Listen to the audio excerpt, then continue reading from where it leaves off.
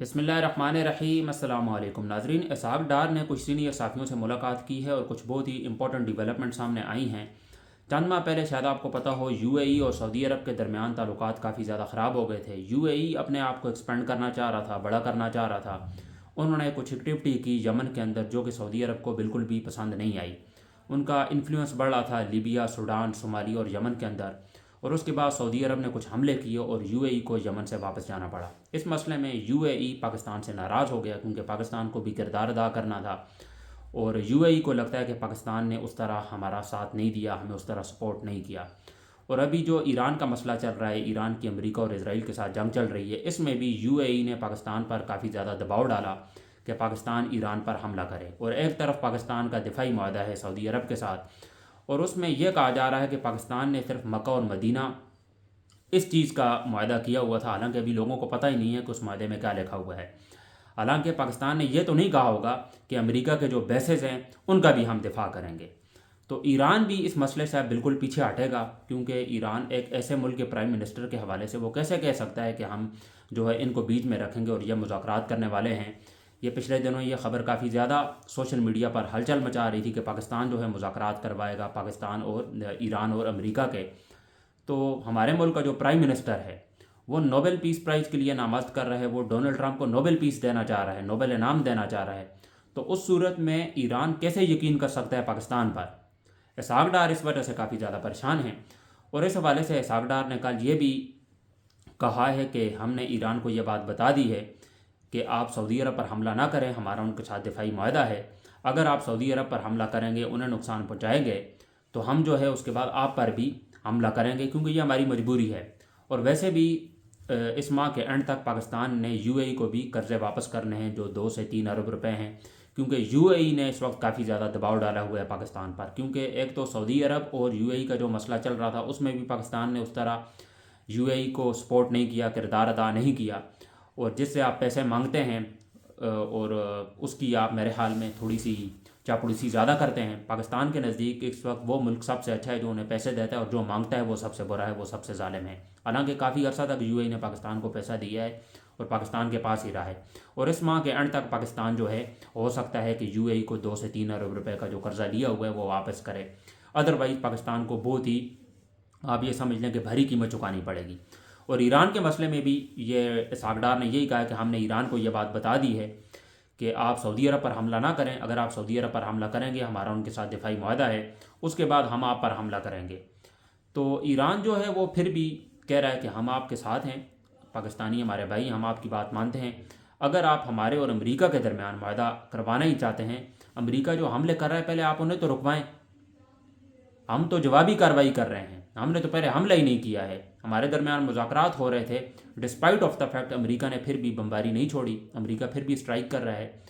تو پاکستان جو ہے کریڈٹ لینا چاہتا ہے مذاکرات کا کہ ہم نے جنگ رکوائی ہے، لیکن امریکہ جو حملے کر رہا ہے وہ کون رکوائے گا؟ پہلی جو اسٹرائک کی ہے اس کے اندر ہی آپ نے جو ہے 200 سے 300 بچیوں کو آپ نے مار دیا، اور اسے آپ نوبل انعام دینا چاہتے ہیں۔ تو اس صورت میں ایران کیسے یقین کرے گا پاکستان پر؟ ہمارے ملک کا جو پرائم منسٹر ہے وہ سلیوٹ پیش کرتا ہے، وہ جوتے پالش کرتا ہے امریکہ کے، وہ امریکہ کا سب سے بڑا حمایتی ہے، اور امریکہ کو خوش کرنے کے لیے انہوں نے افغانستان پر بھی حملہ کر دیا ہے، وہاں پر 400 لوگوں کو مار دیا ہے۔ بگرام ایئر بیس یہ دوبارہ واپس دلانا چاہتے ہیں امریکہ کو، اس خطے کے اندر دوبارہ امریکہ جیسے ظالم کنٹری کو یہ دوبارہ لانا چاہتے ہیں تاکہ دوبارہ سے ان کی سپلائی شروع ہو اور اس خطے کے اندر ان کا دوبارہ سے کنٹرول آ جائے، چائنا پر بھی نظر رکھ سکے، ایران پر بھی، اور افغانستان پر وہ دوبارہ ٹوٹ پڑیں۔ تو ظلم اور فسطیت کی پاکستانی جو لیڈرشپ ہے وہ انتہا کر رہی ہے۔ اور دوسرا اہم اعلان پاکستان کی گورنمنٹ نے کل کیا، کل شہباز شریف نے کیا، اور بہت ہی بڑا میرے حال میں یہ احسان کر دیا ہے کہ 80 روپے پیٹرول کی قیمتوں میں کمی کی ہے ایک دن کے اندر ہی۔ پہلے انہوں نے کی ہے کہ 458 روپے فی لیٹر آپ کو پیٹرول ملے گا، اور اس کے بعد ایک دن کے اندر جب انہوں نے تھوڑا بہت عوام کا غصہ دیکھا ہوگا، تو حالانکہ عوام اس طرح نکلی نہیں ہے، میں جس شہر سے بلانگ کرتا ہوں ایبٹ آباد کے اندر بھی یہی کوئی 30 سے 40 لوگ نکلے ہیں اور تھوڑی دیر کے لیے احتجاج کیا، تو اس طرح احتجاج نہیں ہو سکا۔ احتجاج تو یہ ہوتا کہ پورا کا پورا پاکستان اس وقت اکٹھا ہوتا، اسلام آباد کی جانب بڑھتا اور ان کو لگ پتہ جاتا، اسے کہتے ہیں احتجاج۔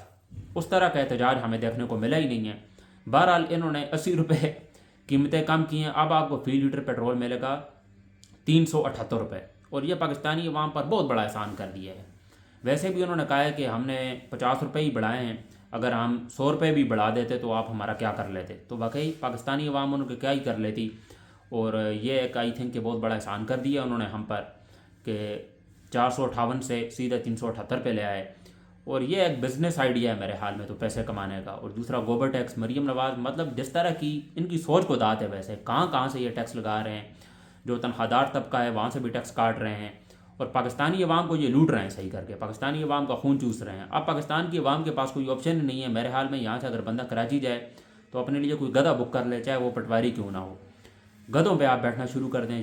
جو بھی یہ موٹر سائیکل والے ہیں، موٹر سائیکل والے بھائی حضرات ہیں، اور جو دیہڑی دار طبقہ ہے، جن کا یہ ٹرانسپورٹیشن کا کام ہے، رکشے والے ہیں، تو یہ ابھی کیسے سروائیو کریں گے؟ ان کے لیے تو اب ایک وقت کا کھانا اکٹھا کرنا بھی کافی زیادہ مشکل ہو جائے گا۔ 378 روپے فی لیٹر ابھی بھی اس قدر زیادہ مہنگا ہے پیٹرول، جس کی کوئی انتہا نہیں ہے۔ ایز اے سیڈ کہ یہ ان کا بزنس آئیڈیا ہے۔ ایک دن کے اندر انہوں نے 458 روپے قیمت بڑھائی، اور اس کے بعد سیدھا 378 پہ لے آئے، اور اس کے بعد یہ احسان جتا رہے ہیں کہ ہم نے غریب عوام کی وجہ سے پیٹرول کی قیمت کم کی۔ آپ نے اتنی زیادہ قیمت کم کر دی ہے، میں تو حیران رہ گیا ہوں۔ ویسے 378 روپے یہ کیسے افورڈ ہوگا، مجھے سمجھ نہیں آ رہی ہے۔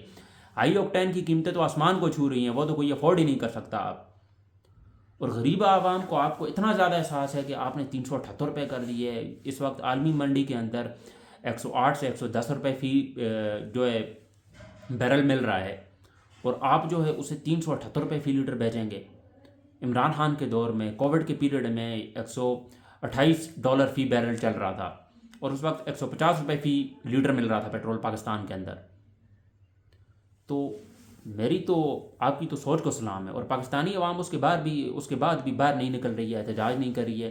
یہ بہت ہی حیرت کی بات ہے۔ حالانکہ 9 اپریل جو پاکستان تحریک انصاف کا شو ڈاؤن ہونے جا رہا ہے، میرے حال میں اس سے پہلے آپ کو باہر نکلنا چاہیے۔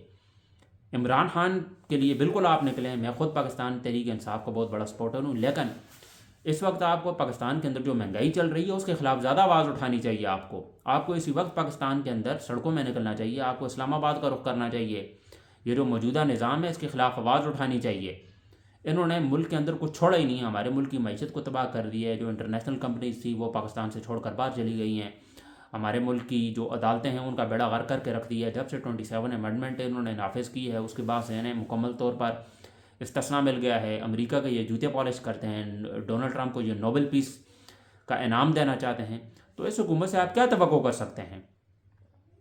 اور اس کے بعد وہ کہتے ہیں کہ ہم نے بہت بڑا احسان کر دیا ہے پاکستان کی عوام پر، جو 80 روپے قیمت جو ہے ہم نے کم کر دی ہے ایک دن کے اندر، 458 سے سیدھے 378۔ بہت بڑا آپ نے کام کر دیا، بہت بڑا مارکا مار دیا آپ نے۔ حالانکہ پیٹرول کی قیمتیں اس وقت ہونی چاہیے 160 روپے، 170 روپے، چلیں آپ پھر بھی کریں، ایٹ لیسٹ آپ 200 تو کریں۔ 378 روپے کیسے بندہ افورڈ کرے گا اس وقت فی لیٹر؟ اگر فار ایگزامپل آپ کی اوقات ہی نہیں ہے کہ آپ 150 یا 160 روپے فی لیٹر دیں، آپ 200 تو کریں ایٹ لیسٹ، کچھ تو غریب عوام کا بھلا ہو۔ آپ سیدھا 300، 458، 378، یہ کیا مذاق چل رہا ہے؟ پاکستان کی عوام کے ساتھ آپ مذاق کر رہے ہیں۔ تو اس طرح جو ہے ملک جو ہے نہیں چلے گا۔ اس لیے پاکستان کی عوام کو ابھی جاگنا ہوگا، پاکستان کی عوام کو غیرت کھانی ہوگی۔ پاکستان کی عوام کے اندر اب فیئر آ گیا ہے، خوف آ گیا ہے کہ ہماری جان چلی جائے گی۔ آپ ویسے کون سا زندہ ہیں؟ ویسے بھی تو آپ بھوک سے مر جائیں گے۔ اور وہ ٹیپو سلطان نے کہا تھا شہر کی ایک دن کی زندگی گیدڑ کی 100 سالہ زندگی سے بہتر ہے۔ تو آزادی کے لیے آپ کو قربانی دینی پڑے گی، آزادی کے لیے آپ کو باہر نکلنا پڑے گا، آزادی کے لیے آپ کو یہ سارے سیکریفائز کرنے پڑیں گے، ادروائز آپ کے پاس کوئی آپشن ہی نہیں ہے۔ اور پاکستان کی عوام کا انہوں نے جینا حرام کر کے رکھ دیا ہے۔ اس وقت ہمارے پاس کوئی آپشن نہیں ہے، گدھوں پر سوار ہو کے آپ جو ہے صبر کریں، اور اگر آپ کو اتنا ہی شوق ہے تو آپ برداشت کریں۔ پھر 1000 روپے فی لیٹر بھی جب پیٹرول ہو جائے گا، آپ نے پھر بھی گھر میں ہی بیٹھنا ہے، آپ نے پھر بھی باہر نہیں نکلنا۔ تو اس لیے آپ برداشت کرتے جائیں۔ پاکستان کی عوام کے ساتھ جو کچھ ہو رہا ہے بالکل ٹھیک ہو رہا ہے، حالانکہ میں خود افورڈ نہیں کر سکتا۔ پیٹرول کی قیمتیں اس وقت جو ہے مڈل کلاس آدمی تو بالکل پس کے رہ گیا ہے، اس کی اب کوئی اوقات بھی نہیں رہی ہے۔ تو یہ کچھ ڈیولپمنٹس تھیں جو میں نے آپ کے سامنے رکھی۔ ملتے ہیں آپ سے انشاءاللہ اگلے ولاگ میں، مجھے دیجیے اجازت، اللہ حافظ۔